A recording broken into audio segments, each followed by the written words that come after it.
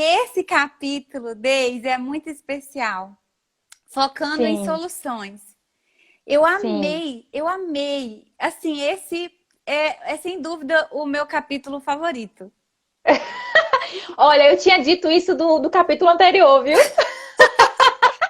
Aí a gente vai avançando no livro. Não, acho que o meu favorito é esse aqui agora. Gente, mas esse é um convite especial para você nos acompanhar e também queremos te encorajar a ler esse livro, né? Esse é um livro transformador e nós queremos te convidar a fazer parte desse movimento de transformação. Se você, assim como nós, quer, né, deseja transformar a educação dos seus filhos, essa transformação passa por você. Então, inicie esse processo com a gente. Vamos lá então, né? Kaline, Vamos. quer dar a introdução aí? Olha, primeiro, a disciplina positiva, as técnicas só vão funcionar se você acreditar. Não adianta. Você precisa acreditar, você precisa abandonar os velhos, as velhas crenças, os velhos métodos da educação tradicional, a crença de que para a criança aprender, ela precisa pagar pelo que ela fez, ela precisa sofrer, ela precisa sentir dor para aprender. Então a gente tem que largar todas essas crenças e os nossos princípios e valores, eles têm que estar conectados com os princípios da parentalidade consciente, da educação não violenta, da disciplina positiva. Porque se os nossos princípios e valores não estiverem conectados com essas verdades, não vai funcionar nas nossas casas. A gente não vai ter sucesso, não vai obter um resultado positivo. Porque as nossas intervenções, elas vão ser mal feitas. Por quê? A nossa crença está equivocada. Porque no nosso coração não tem abertura, né? Porque a gente não acredita que funciona. Porque não tem disposição, não tem desejo no nosso coração. E então a gente precisa acreditar. Isso que você falou sobre acreditar é algo fundamental, né? Abrir o coração para enxergar novas formas de encarar temas antigos. São temas antigos. E por que acreditar?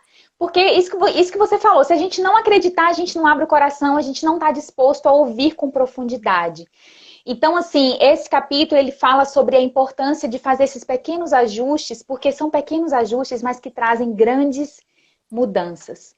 O capítulo nos ensina a focar a nossa energia, focar a nossa força em criar soluções. Gente, eu fiquei pensando sobre isso porque essa é uma das habilidades mais requeridas hoje no mundo de trabalho, resolver problemas. E nós temos a oportunidade de criar, de aproveitar as oportunidades que nós temos com os nossos filhos e confiar também na capacidade que eles têm. Isso me veio muito à mente, sabe, Kaline? Porque a gente constantemente subestima a capacidade das crianças de fazerem parte, de criar soluções juntamente com a gente. Então, esse é um divisor de águas, né? Você precisa acreditar, você precisa testar, você precisa treinar a si mesma a olhar de uma forma diferente e acreditar também, não somente que você pode fazer diferente, mas que os seus filhos podem fazer diferentes. É isso mesmo. Então, a primeira coisa, abandona essa ideia de que o seu filho vai aprender sofrendo, tá? De que ele vai aprender na dor e que ele precisa pagar pelo que ele fez. Seu filho não tem que pagar, seu filho tem que aprender. Aprender para não fazer novamente. E aprendizado, a gente fala de processo. Eu vejo, a gente tem que olhar para as crianças com mais empatia. Porque a gente exige coisas da criança que nós mesmos temos dificuldade de realizar. Quando a gente vai aprender alguma tarefa nova, uma receita, alguma ferramenta, alguma habilidade, é desafiador. E a gente tenta uma, a gente tenta duas, a gente tenta três. E é na repetição que a gente aprende, né?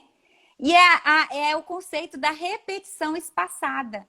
A gente vai repetindo, repetindo, repetindo, até ficar tão claro, até ficar tão forte que a gente não esquece mais como dirigir um carro, andar de bicicleta.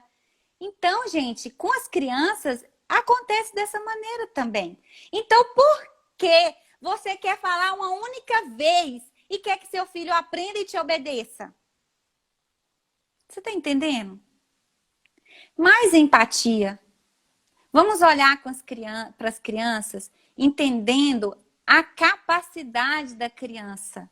O que ela pode nos dar como seres em construção, em desenvolvimento. Eu recomendo muito o livro O Cérebro da Criança. E ele é bem didático, tem desenho, muito fácil de entender. E eu acho que tinha que ser uma leitura obrigatória para todo mundo que tem filhos. Porque a gente começa a entender que a criança, ela não responde, não é porque ela não quer. Ela não te obedece, não é porque ela não quer. Ou então ela está fazendo aquilo para te pirraçar. É porque não tem cérebro suficiente para aquela habilidade, para aquela função. Você está entendendo? Então a gente precisa ter um olhar mais carinhoso, mais empático, mais de consideração com as nossas crianças. Sim. Uma das coisas que ela trouxe, que eu lembrei de uma experiência, eu participei de um treinamento de uma metodologia chamada Action Learning. E, por incrível que pareça, é uma sessão e uma metodologia que nos ensina a focar nos problemas e nas soluções, que é exatamente o que ela propõe nesse capítulo. Porque ela diz assim, que as perguntas que devem direcionar o tempo todo, né, quando nós estivermos diante de problemas a serem resolvidos com as crianças, quais são essas perguntas? Qual é o problema e qual é a solução? E parece muito óbvio, gente, só que nessa sessão, linkando essas perguntas que ela nos ensina a fazer aqui, com essa experiência que eu tive com essa metodologia, nós constantemente, tanto nas nossas casas quanto nos nossos trabalhos, nós gastamos muito tempo e muita energia atacando um problema, só que na verdade não é o problema central.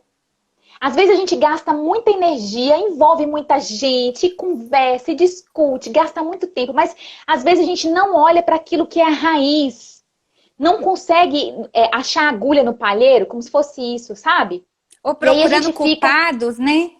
Que às vezes o nosso olhar está em procurar o culpado, quem causou o problema, não em encontrar a solução.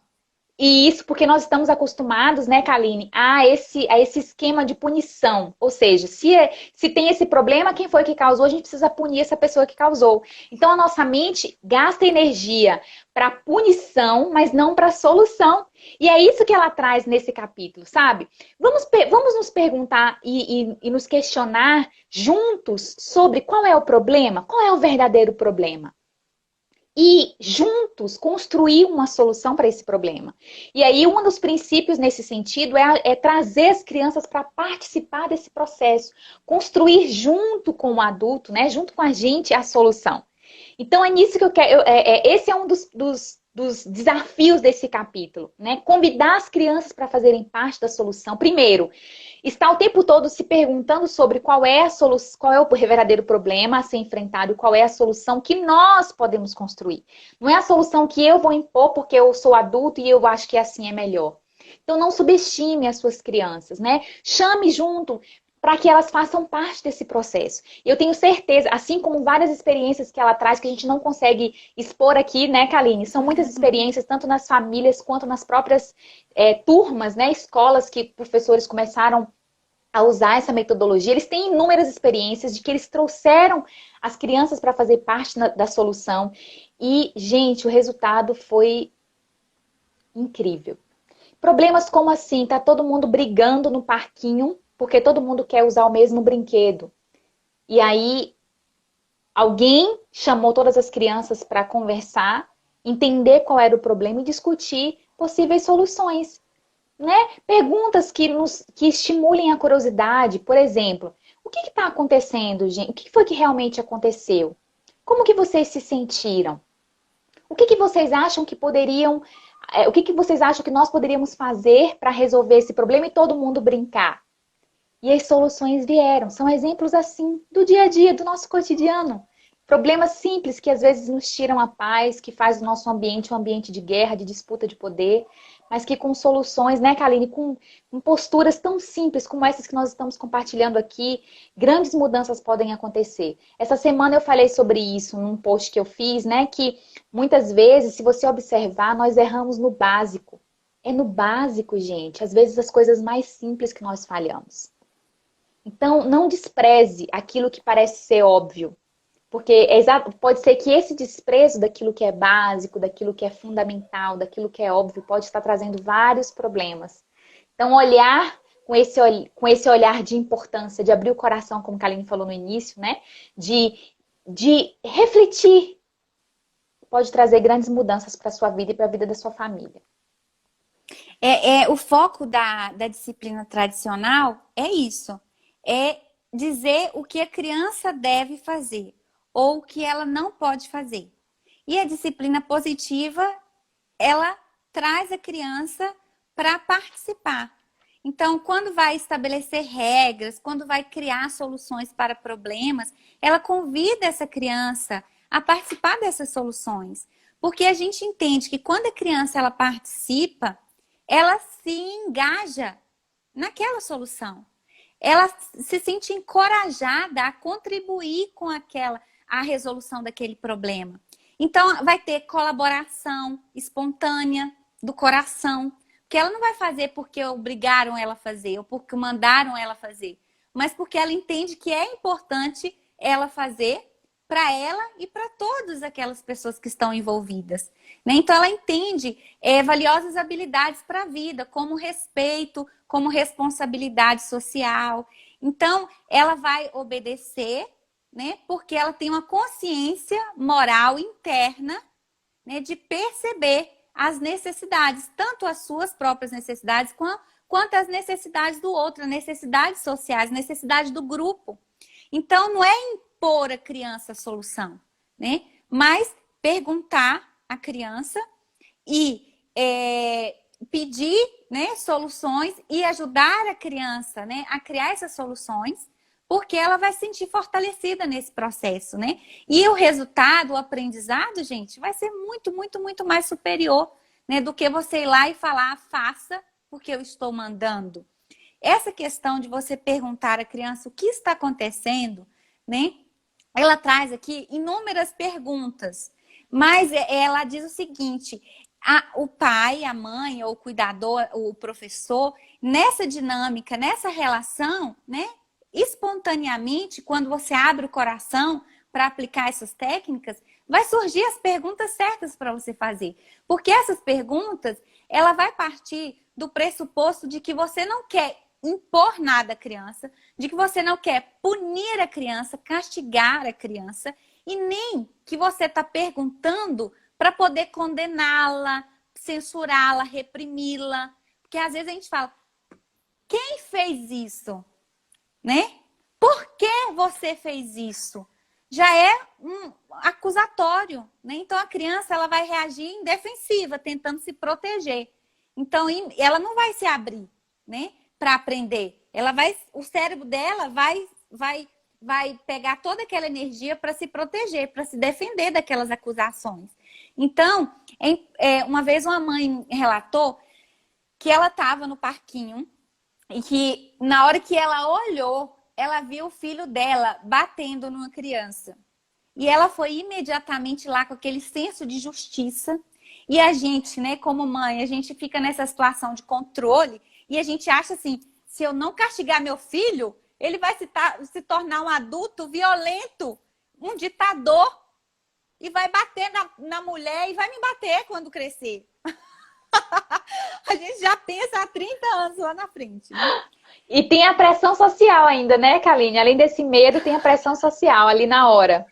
Dos outros pais. Todo mundo fica olhando e fala assim, cadê a mãe desse menino? Essa mãe não vai fazer nada, não? Ô, Deise, quando eu saio assim pra uma pousada, eu gosto muito de hotel fazenda. E aí eu saio muito, né? E aí eu sempre escuto alguém falar, cadê a mãe desse menino? Eu deixo, tô mais à vontade, assim, andando, experimentando, porque ele é um pequeno cientista, ele tá explorando o mundo, né? E deixo à vontade, descalço, sem blusa, e todo melado de picolé, e o povo fica, cadê a mãe desse menino? Aí eu falo, tá aqui, assim, responsável, tá aqui. Mas é assim, aí ela foi lá e foi punir a criança. Depois que ela puniu a criança, chegou um adulto que estava observando toda aquela situação, deve ser uma mãe de uma outra criança, e conversou com ela. E falou com ela que ela tinha sido injusta com o filho. Por quê? Ela estava observando as crianças brincarem e tinha o menino que apanhou, ele tinha batido anteriormente no filho, ele tinha tomado o brinquedo da criança e ele tinha feito várias coisas, pirraçando aquele menino já há muito tempo. E que aquela atitude da criança foi totalmente reativa, porque ela já não suportava mais. Entendeu?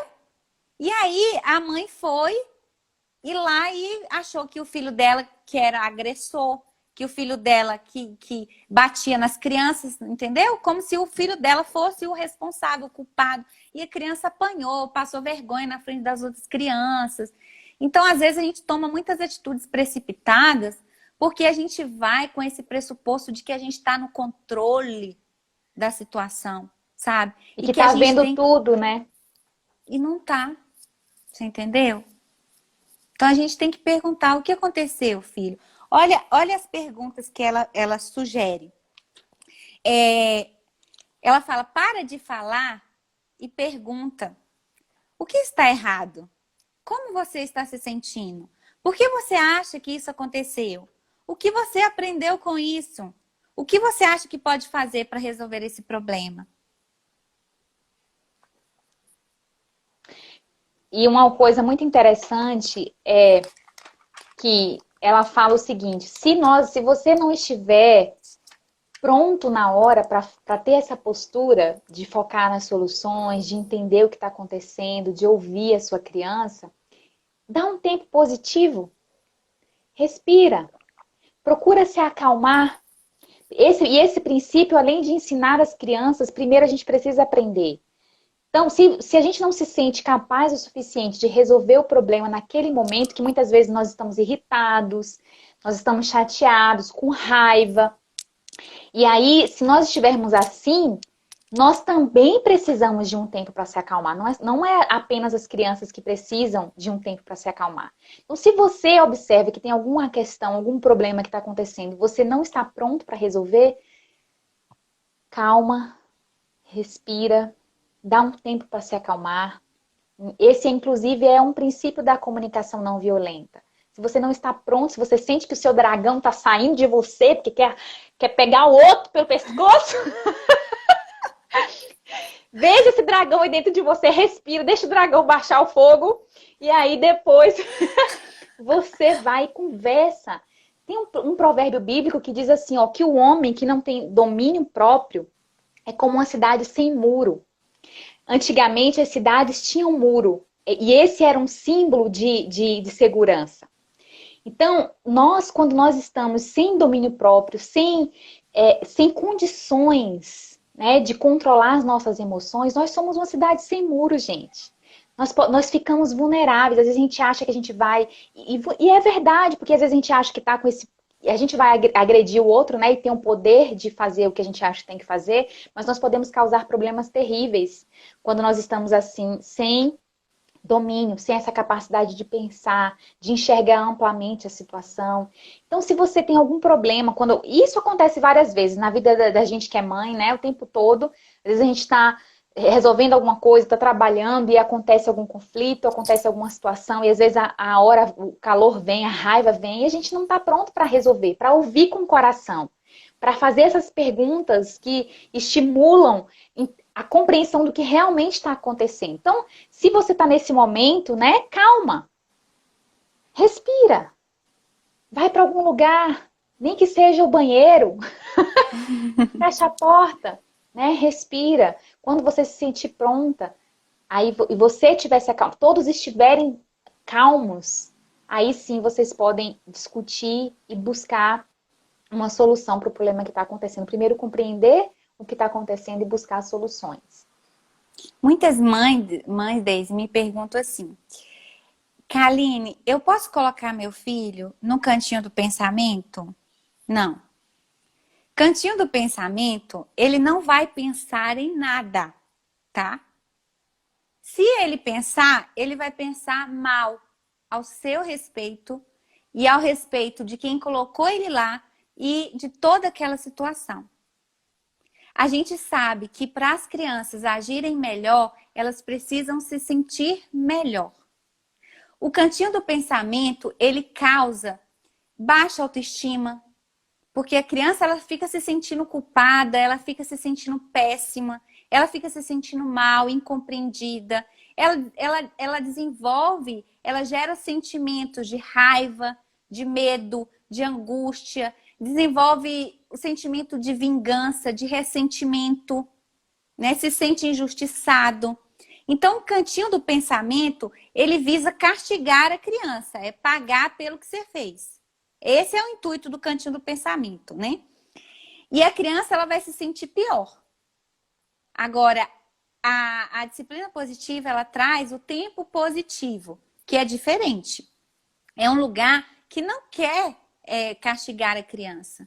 É um lugar em que a criança vai ter espaço, como se fosse um abrigo, um esconderijo, um espaço onde ela pode brincar, onde ela pode ouvir uma música, onde ela pode dançar, onde ela pode ler uma história. É um lugar que vai fazer essa criança se sentir bem, entendeu? E não se sentir mal. Aí a ideia das pessoas, mas Kaline, então quer dizer que ele não vai pagar pelo que ele fez e não vai aprender as consequências dos seus erros. Tem que tirar essa ideia da cabeça, gente. Primeira coisa, tira isso da sua cabeça. De que para a criança aprender, você tem que fazer ela sofrer. É o primeiro princípio. Você tem que ajudar a criança. O tempo positivo é o lugar onde ela vai se autorregular. Ou seja, que ela vai se acalmar. E ela calma, ela vai conseguir pensar em soluções, ela vai conseguir pensar e agir, né, com melhores comportamentos, né? Aqui em casa é assim. Isso é uma habilidade, tá? Domínio próprio, autocontrole, autorregulação. Dominar a emoção, não tem coisa mais difícil no mundo do que você dominar suas próprias emoções. De você não agir por impulso, isso é difícil pra caramba. A gente nasce sabendo? Não. A gente desenvolveu isso na infância? Também não. Na nossa infância, tinha espaço para a gente ter tempo positivo para pensar, para poder se acalmar? Não. Nossos pais agiam por impulso, nos batendo, e nós agíamos por impulso também. E é assim que a gente aprendeu. E até hoje a gente usa esse mesmo mecanismo nas nossas relações. E aí, aqui em casa é assim. Eu desenvolvi essa habilidade. Não desenvolvi completamente, não. Porque às vezes não dá certo. Mas aqui em casa, essa semana, eu estava de TPM. E aí, eu falei alguma coisa e meu marido, na hora, ele se meteu e falou outra coisa. Eu vi que aquele negócio ia dar BO. Aí, aqui em casa, eu desenvolvi o seguinte, desce ou sobe. Aí, porque assim, a minha casa tem 2 andares.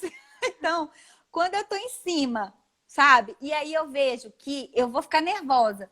Eu vou perder o controle. Eu vou deixar minhas emoções me dominarem. Eu vou falar o que eu não devo. Eu vou magoar alguém e até me magoar. Aí eu falo, tá na hora de descer. Aí eu começo a descer as escadas. Eu vou reclamando, mas eu desço. E quando eu tô lá embaixo, eu falo, tá na hora de subir. Aí essa semana eu vi que o negócio ia pegar, eu falei, tá na hora de subir. Subi as escadas rápido, reclamando, né? Mas eu subi imediatamente, porque se eu ficasse lá, a gente ia brigar. Entendeu? E aí não é legal. A gente precisa aprender a se autorregular, ser gestor. Augusto Cury fala muito disso. Você tem que ser gestor das suas emoções. Você tem que administrar, gerir as suas emoções. E aí, como é que os nossos filhos vão aprender a gerir suas emoções? É vendo a gente gerir as nossas. Agora você perde o controle com seu filho, na frente do seu filho, e fica exigindo que seu filho tenha controle das suas próprias emoções. Uma criança tão pequena, coitada, que não sabe nem sequer fazer uma equação de matemática, agora você quer exigir que ele controle as emoções dele. Então, esse espaço, a criança pode dar o nome que ela quiser. Tem crianças, eu já ouvi relato, que crianças que fizeram de papelão. Pegaram uma caixa de papelão, fizeram um desenho e junto com a mãe construíram e falaram: mamãe, aqui vai ser meu espaço feliz. Como assim, filho? É porque quando eu ficar nervosa, mamãe, e ficar com vontade de bater em alguém, e ficar com vontade de fazer uma coisa que vai magoar alguém, eu vou entrar para essa caixinha que é o meu espaço feliz. E eu vou ficar aqui quietinha, para quando eu ficar calma, eu poder sair e poder resolver. Então, é isso que a gente tem que ensinar para os nossos filhos. E assim, isso tem tudo a ver com autocuidado, porque se esse princípio, a criança vai fazer melhor se ela se sentir melhor, funciona pra gente também, não é só pra elas. Então, quando você observar que você precisa se sentir melhor para fazer melhor, dê esse tempo para você, dê esse espaço para você, Vai tomar um apelide também. banho. Exatamente, apelide aí algum lugarzinho, algum cantinho da sua casa. Né? No livro ela fala de crianças que fizeram classes, turmas inteiras que construíram um lugarzinho, um cantinho, chamou de Havaí. Tem vários nomes, né, que podem ser criados. Então, preste atenção nisso. E assim como no capítulo anterior, ela vai criando várias siglas, né, Kaline? Para ajudar a gente a lembrar. São formas didáticas da gente lembrar e associar o capítulo. Então, ela fala assim, que as soluções, o ideal é que as soluções tenham 3 R's e um U. Então, as soluções precisam ser relacionadas com aquele problema que aconteceu, que está acontecendo. Elas precisam ser respeitosas. Elas precisam ser razoáveis. A gente falou sobre isso no capítulo anterior, né? Da razoabilidade, ou seja, as soluções precisam ser correspondentes com aquilo que a criança tem a capacidade de fazer. Precisa estar conivente com a sua capacidade, com a sua idade. E elas precisam ser úteis. Soluções úteis que tragam um ambiente colaborativo, que promova a saúde como um todo. Né? Então, soluções relacionadas, respeitosas, razoáveis e úteis. Não são quaisquer tipos de soluções que precisam ser construídas. Soluções que façam sentido e que sejam colaborativas, que sejam saudáveis para todo mundo que está fazendo parte. E a essência é essa, focar em soluções, não de qualquer jeito. Precisa estar pronta para isso, né? Ou seja, você precisa estar bem para focar em soluções, ter esse coração disposto para ouvir de coração, profundamente, né? Com presença. Você já conversou com alguém que está completamente presente na conversa? É muito diferente de alguém que não está prestando atenção no que está acontecendo, que não está prestando atenção no que está ouvindo. Então, esteja presente e você vai saber quais perguntas fazer para, de fato, entender o que está acontecendo no coração da criança. Tem coisas que a gente acha que está entendendo, que são óbvias, mas não são. A gente precisa abrir esse coração, abrir os nossos ouvidos para ouvir, né, com interesse, com presença. E eu tenho certeza que se você abrir o seu coração primeiro para se transformar nesse sentido, eu tenho certeza que você vai promover grandes mudanças, primeiramente na sua vida e também na vida da sua família. Verdade, Deise. Para finalizar, minha última palavra, eu queria falar aqui as 9 ferramentas da disciplina positiva do capítulo 6. Preste atenção. 1, focar nas soluções. 2, 3 R's e 1 U. As soluções têm que ser relacionadas, respeitosas, razoáveis e úteis. 3, eliminar soluções desrespeitosas. 4, identificar o problema. 5, se acalmar antes de resolver. 6, dar um tempo positivo. 7, perguntar. Para de falar e pergunta para o seu filho. Estimule a curiosidade. 8, reuniões de família. Chame a criança para participar. Dê à criança a oportunidade de criar soluções. 9, explore perguntas para desenvolver, não a obediência. A gente não quer filhos obedientes. Por causa de pessoas obedientes que a gente teve o nazismo na Alemanha, de pessoas que obedeceram a Hitler. Por causa que a gente obedece, que a gente tem sociedades totalitárias que manipulam e desrespeitam os outros. Não, nós não queremos filhos obedientes, nós queremos filhos conscientes. Conscientes dos seus limites e dos limites do próximo, dos limites do outro, dos limites da sociedade. Tá bom? Tchau, gente. Obrigada pela presença de vocês. Um beijo. Tchau.